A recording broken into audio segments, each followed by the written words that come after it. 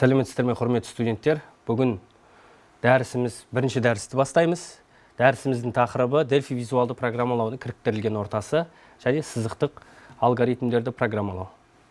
Жоспар. Тақырыпқа сай жоспарлар құрылды. Бірінші жоспар бойынша берілген тақырып Delphi визуалды программалаудың кіріктірілген ортасы.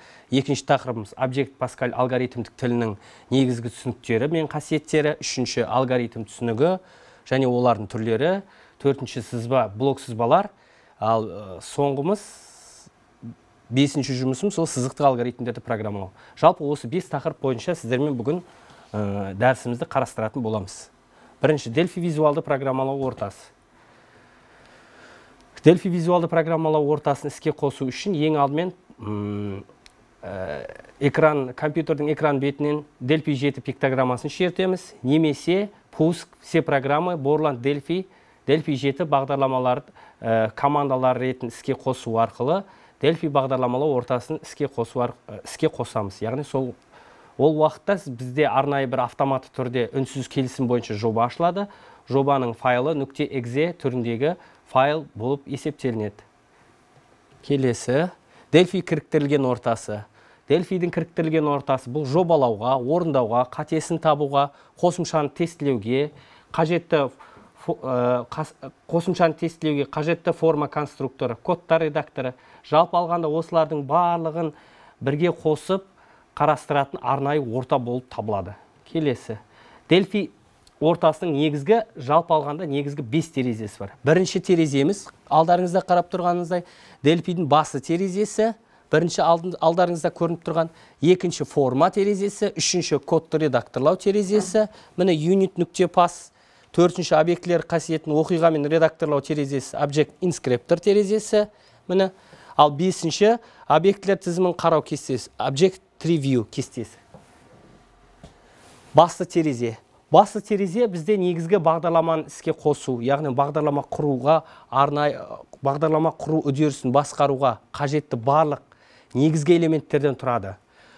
Командалардың негізгі менюі, құрал саймандар панелі және тағы басқалардың барлығы осы басты терезеде орналасқан. Форма терезесі. Форма терезесі бағдарламаның бастапқы жоба Windows терезесінен тұрады.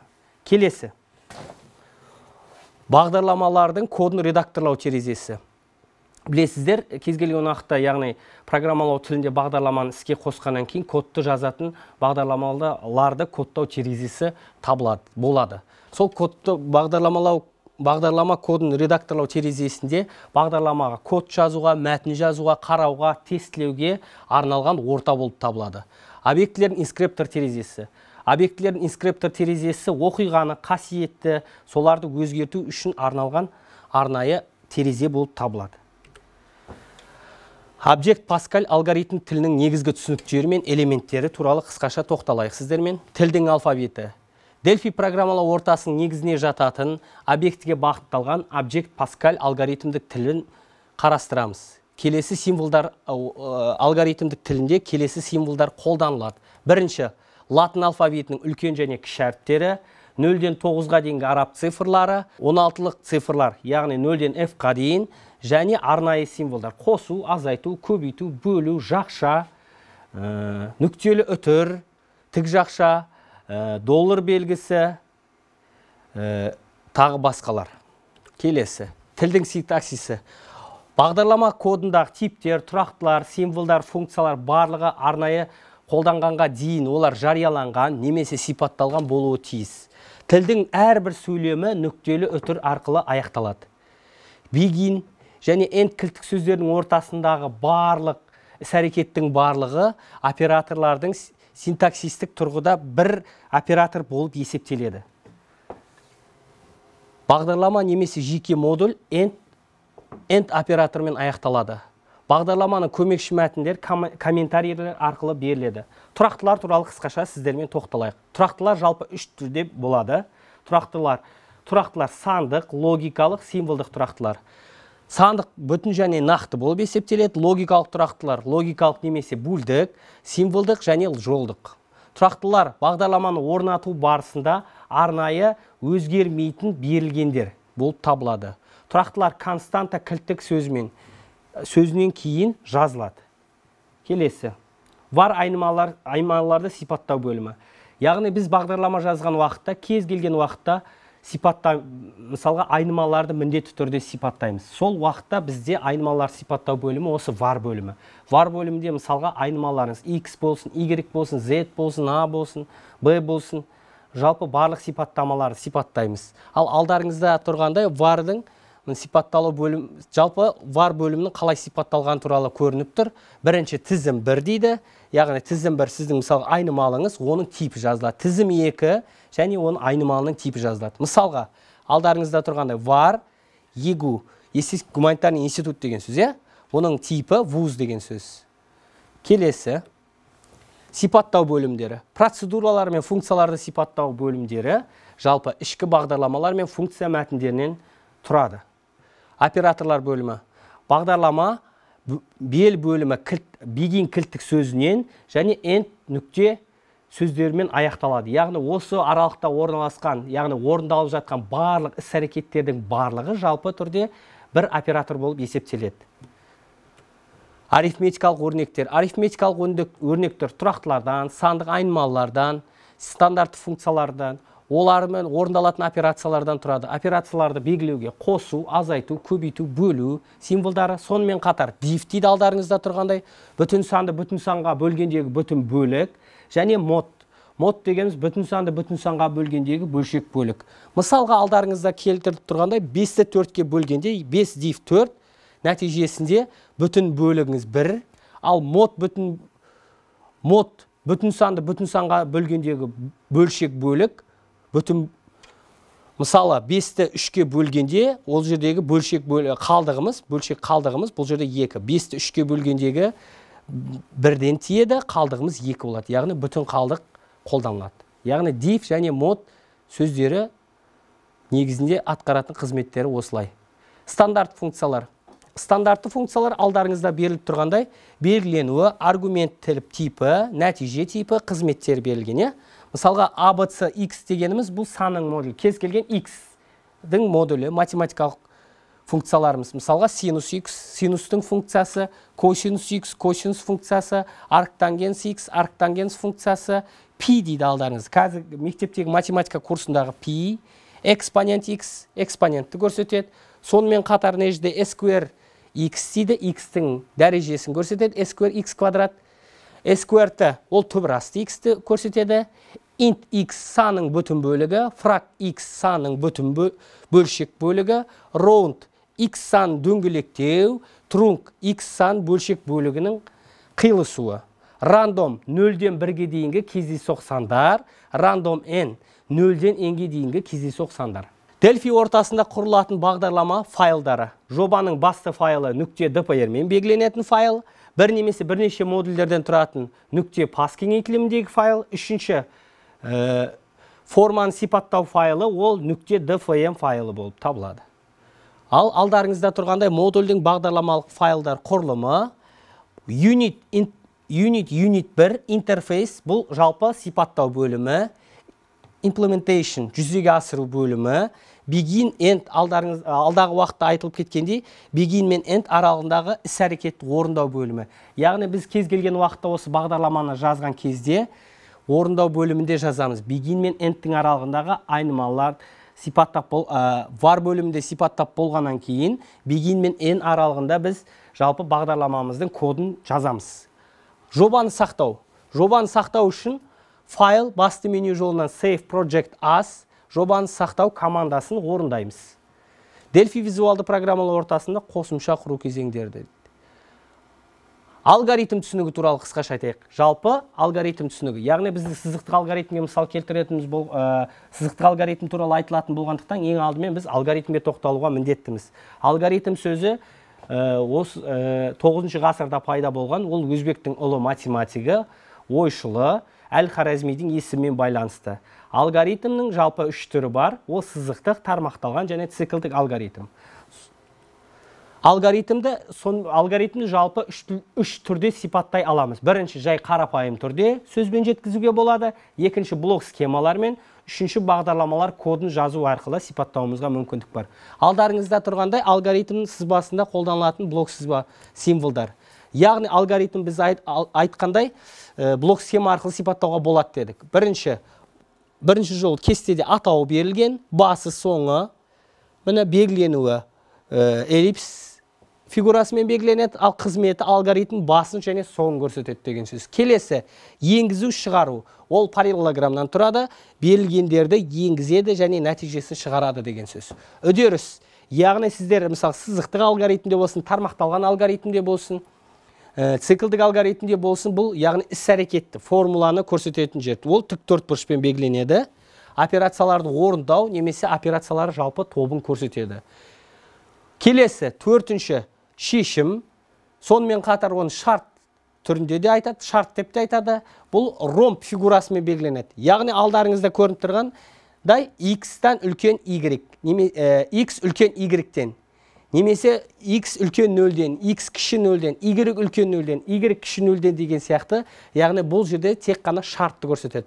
Яғни ромб фигурасы арқылы біз шартты көрсете аламыз. Модификация. Модификация, мына жерде и-тен қарасаңыздар, 1-ден 100-ге дейін дейді. Яғни бұл циклдың басы. 1 мен 100 аралығындағы кездейсоқ сандарды қабылдайды деген сөз. Алдын ала анықталған үдеріс жалпы айтылған ағын сызығы. Яғни осы блок схемаларда фигуралардың барлығын қосатын осы біздегі ағын сызығы. Келесі, сызықтық алгоритмдерді программалау. Бірінші мысал, x және y айнымалылардың берілген мәндері келесі арифметикалық өрнектерді есептеу үшін программа құру дейді. Алдымызда берілгендей y-тен x квадрат функциясын бағдарламалаймыз, программа құрамыз жағына. Мына жерде қарасаңыздар, y-тен x квадрат функциясына сипатталуы, яғни блок схема түріндегі сипатталуы. Бірінші алдарыңызда тұрғанда эллипс түрінде басы берілген, яғни оған енгізілетін мәндеріміз x, y. Үшінші, яғни іс-әрекет, формуламыз y-тен x квадрат деген сөз, одан кейін нәтижеңіз y, одан кейін соңы. Қараңыздар, енді біз осы Delphi ортасында осы сызықтық алгоритмді шешу үшін, программалау үшін бізге негізді консольдік қосымша қажет. Сол консольдік қосымшаны қалай құрамыз? Жалпы сол туралы қысқаша тоқталайық. Операциялық жүйеде жұмыс жасайтын программаларды жалпы қосымшалар деп атайды. Сонымен қатар, ал экранға нәтиже шығаруға бағытталған енгізу шығару операторлардың көмегімен орындалатын қосымшаларды консольдік қосымша деп атаймыз. Алдарыңызда тұрғанда Delphi терезесін іске қосылғаннан кейін программаның бас менюінен File, New, мына жерден қарасаңыздар OZ командасын іске қосамыз. Осы уақытта бізде алдымызда мынандай New Items деген терезе ашылады. Сол жерден Console Application деген белгілеп, окей батырмасын басып шертеміз. Сол уақытта бізде алдымызда мынандай терезе ашылады. Program Project 1, Save Date, Console, Uses, Units. Ал алдарыңыздағы жаңа айтылып өткендей, Begin мен End аралығындағы осы жерде біз жалпы бағдарламалауымызды жүзеге асырамыз деген сөз. Ал құрметті студенттер, енді практикалық бөлімге көшейік. X, Y айнымалыларын қолдану арқылы y-тен x квадрат функциясын Delphi визуалды программалау ортасының көмегі арқылы шешімін табу, яғни программа құруды қарастырамыз. Ол үшін бізге пуск, все программы, Orland Delphi 7 командалар ретін іске қосамыз.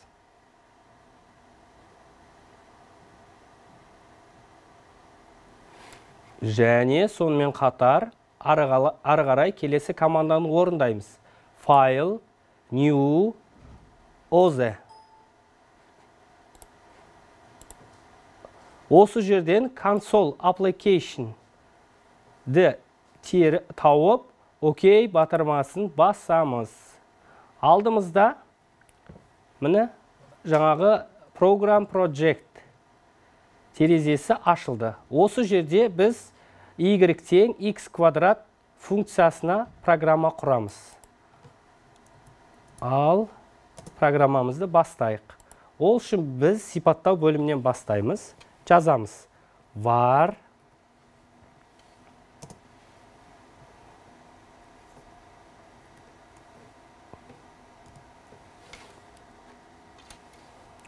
bölümünde x ayırmalısın. Integer.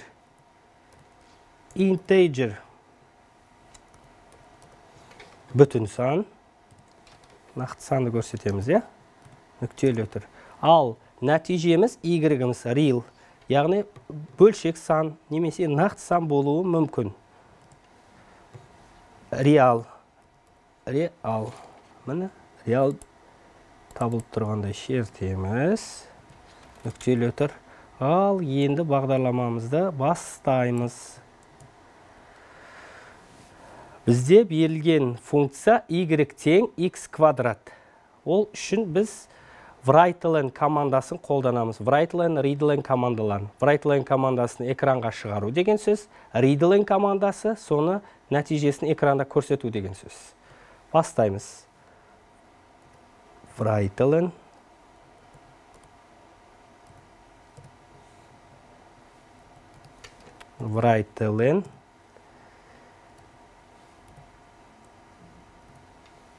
x, яғни осыны экранда енгіздік. Енді экранға шығар деген команданы беруіміз керек. readLn жақшаның ішінде x нүктелі өтір. Енді біз y тең x квадрат функциясын Delphi тілінде жазамыз. Y тең дегеннің алдына меншіктеу белгісін қоямыз. Меншіктеу қос нүкте, меншіктеу белгісі. Y меншіктеу x квадрат деген функцияны біз Pascal немесе Object Pascal тілінде алгоритмдік жалпы қолданатын кез келген тілде SQR x деп жазамыз. SQR жақшаның ішінде x нүктелі өтір қоюымыз керек. Алардың барлығына нүктелі өтірмен аяқталады деп айттық, сіздермен. Енді readLn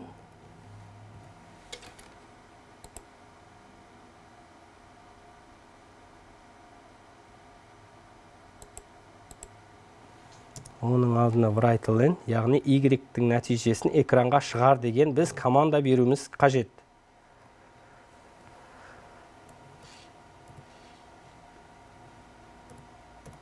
writeLn жақшаның ішінде біз яғни нәтижені экранға шығар деп беруіміз қажет. Y тең апострофты қоямыз. Өтір Y қос нүкте. Бұл сандардың нәтиженің берілген орны. Яғни 5 қос нүкте 0 дейік. Яғни нәтижеден кейін берілетін сандардың орны. readLn нүктелі өтір. Ал енді F9 пернесін немесе run батырмасын басу арқылы нәтижені тексереміз. Ал тағда қысқаша тағы бір айтып өтейін. Яғни біз var бөлімінде x және y айнымаларын сипаттадық. Begin мен end операторларының аралығында бізге керекті іс-әрекетіміз, яғни программалар кодын жаздық. Бұл жерде біз writeLn x, яғни x-ті енгіздедік. readLn x-ті экранға шығар. Және де бізге керекті формуламыз y тең x квадрат дегенді, яғни Object Pascal тілінде жаздық. Y меншіктеу тең болады SQR x, яғни x квадрат деген мәнді береді. writeLn y, яғни y тең деген таңбаны экранға шығару қажет. Сол үшін біз write-len командасын орындадық. Ал read-len командасы соңғы, бұл жаңағы нәтижені ұзақ уақыт бойы экранын ұстап тұру үшін қажет. Қараңыздар, программалар кодын барлығын жазып болдық. Енді бұны тестілеуге береміз. Run батырмасын басу арқылы, немесе F9 пернесін басу арқылы біз тестілеуге, немесе программамызды тексеруге мүмкіндік аламыз. Ал басайық. Нәтижеміз көрініп тұр, X дейміз. X-ке мән берейік. Мысалға, X-тің мәні 5 болсын, сонда Y-тің нәтижесі 25 болады. Яғни X-тің квадраты Y-тең болды 25. Сол сияқты мысалға кез келген уақытта тағы да басқа санды беріп көрейік. Сіздерге түсінікті болу үшін. Мысалға 4 деген санды бердік. X-тің мәні 4, ал 4-тің квадраты 16 деген нәтижені шығарып беріп тұр. Ал программалар кодын алғашқы сызықтық алгоритмді құрдық, программалар кодын жаздық, нәтижесін шығардық. Ал енді осы жазған бағдарламамызды, яғни программамызды сақтауды көрсетейін сіздерге. File, new, file, save, project as. Мысалға, жұмыс үстелінде дейін, кез келген уақытта мынандай бір жерден папка, жұмыс үстелінің бетінен папка құрайық, ат берейік. Мысалға, бірінші жұмыс деп қойайын.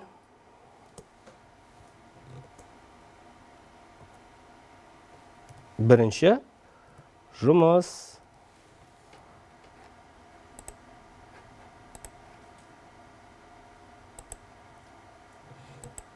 Осы жерге сақтадым. Ал программамызды жауып, сол жерден ашып көруге болады. Бірінші жұмыс дедім.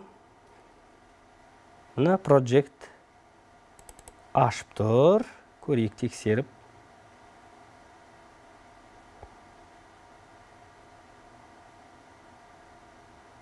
Міне программа жазылған тереземіз, код жазылған тереземіз ашылды. Нәтижесін тексеріп көрейік. Тағы да мысалға 7 деген саннан бердім. 7-нің квадраты 49 деген санды көрсетті. Ал енді дәл бізге түсінікті болу үшін дәл осы сияқты бірнеше мысалдарды жүзеге асырып көрейік. Мысалға, біз білеміз, мектепте математика курсынан гипотенузаның квадраты катеттерінің квадраттарын қосындысына тең деген ережені білеміз. Сол ережеге сәйкес біз мынандай формула алдық. Яғни c квадрат тең болады a квадрат плюс b квадрат деген формуланы біз нәтижесін, яғни гипотенузаны табу үшін c тең түбір асты a квадрат плюс b квадрат деген формула бойынша сызықтық алгоритм құрамыз. Яғни программа құрып осыған үйренеміз. Ал бастайық онда. Дәл жаңағыдай. File, new, OZ, console application, OK батырмасын басамыз. Және осы жерде алғашқы бағдарламамызды жазамыз. Uses units. Ал бірінші біз не істеуіміз керек еді? Var бөлімін сипаттауымыз керек. Var бөлімінде айнымаларды сипаттауымыз қажет. Бізге бірнеше айнымал қажет. Яғни катеттері дегеніміз A және B деген айнымалармен белгіленуі қажет. Катетіміз A, 4, B. Бұны сипаттауымыз қажет. Бұны integer деп сипаттаймыз. Integer нүктелі өтір. Ал нәтижеміз C. Бұны біз real деп сипаттауымыз қажет. Себебі бұл бүтін сан болуы мүмкін, бөлшек сан болуы мүмкін, нақты сан болуы мүмкін. Сондықтан оны real деп бергеніміз жөн болар. Келесі іс-әрекетті программалардың негізгі кодын осы begin мен end командалары арасында жазуымыз тиіс. Ал бастаймыз. Яғни var бөліміндегі A және B айнымаларын енгізуіміз қажет, және соны экранға шығар деп біз команда береміз.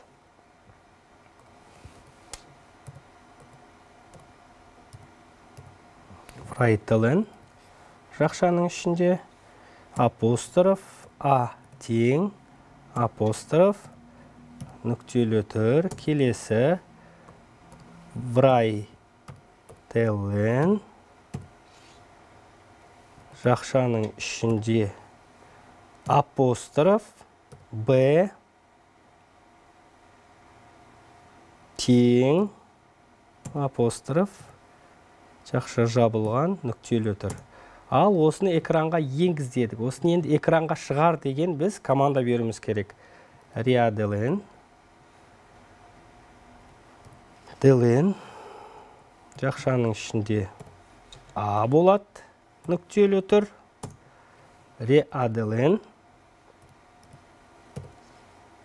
жақшаның ішінде Б болады нүктелі түр.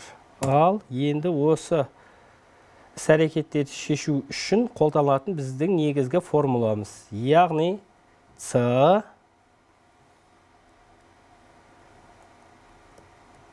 қос нүкте тең болады.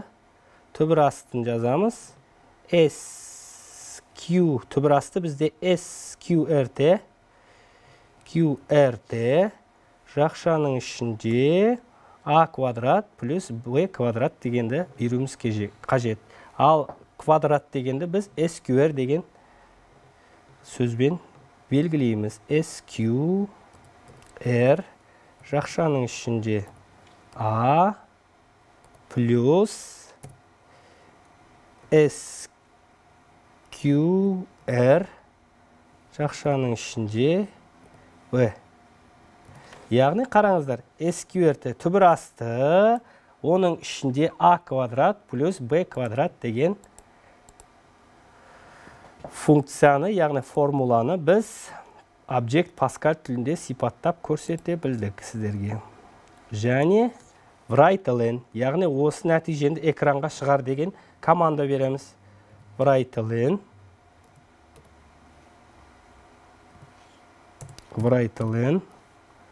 жақшаның ішінде апостроф С тең апостроф өттір болады. С меншіктеу 5, мысалға меншіктеу 0 деп берейік. Нүктелі түр келесі readeln деген команданы жазамыз. Себебі біз нәтижені экранда ұстап тұруымыз қажет. Сол үшінде бізге readeln деген қызметші сөз команда қажет болып тұр.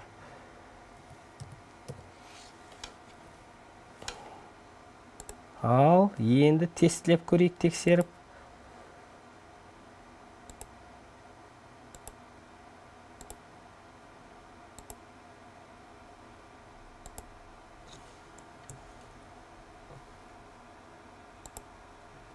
SG деп беріп жібердік. SQR дегенде G деп беріп жіберіппіз мына жерде. Ал, яғни мына жерде экрандарыңызда көрініп тұрғандай А және Б айнымалыларының мәндерін бер дейді. Яғни А деген катетіміздің мәні 4 болсын. Келесі Б деген катетіміздің саны 5 болсын мәні. Осыны түбір астына алғанда С-ның мәні, яғни гипотенузаның мәні 6-ға тең деген сөз. Ал бұл жазған кодымызды, программалар кодымызды қалай сақтау керегін алдындағы есеп шығару барысында көрсеттім. Дәл сол сияқты сақтаймыз. Project As, рабочий стол дедік. Және жаңа сақтап қойған бірінші жұмыс дедік. Соның ішіне, мысалға, Project 1 дегенді сақтайық.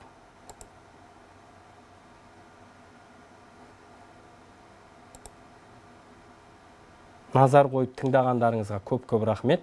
Сау болыңыздар.